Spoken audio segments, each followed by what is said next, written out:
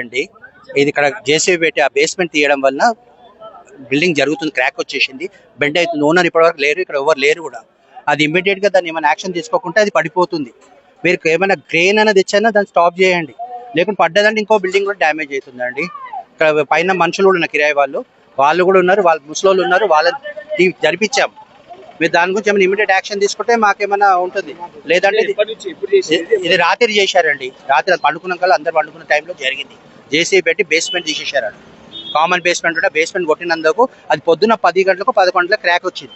Crack తుంగింది అంటే చప్పుడు వచ్చింది, క్రాక్ వచ్చిన వల్ల బెండ్ అవుతుంది, లైట్ గా బెండ్ అవుతుంది. మీరు చూసారండి వాళ్ళ కిరాయిదారులు ఇప్పుడు వెళ్ళిపోయారు. ఒక 2 పోర్షన్ల కిరాయి వాళ్ళు ఉన్నారు, 2 పోర్షన్ల ఓనర్స్ ఉన్నారు.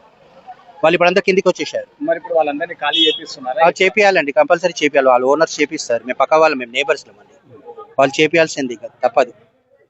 దయచేసి మీరైనా జిహెచ్ఎంసీ వాళ్ళైతే ఇంకా రాలేరు, వాళ్ళు వచ్చి ఇమ్మీడియట్ ఏమైనా యాక్షన్ తీసుకుంటే ఏమైనా బిల్డింగ్ ని ప్రొటెక్ట్ చేయగలుగుతాం.